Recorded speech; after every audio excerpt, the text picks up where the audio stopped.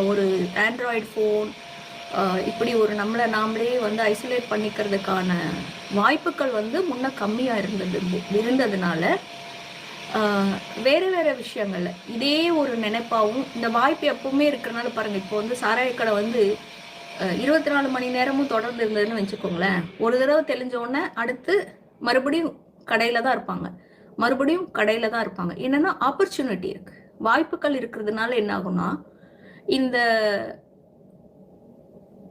சுய கட்டுப்பாடுன்றத வந்து அது வாய்ப்புகள் வந்து என்ன பண்ணிடுதுன்னா சேலஞ்ச் பண்ணிடுது. அப்போ என்னென்னலாம் நமக்கு இது டிஸ்டர்ப் ஆகுதுன்னு பார்க்கும்போது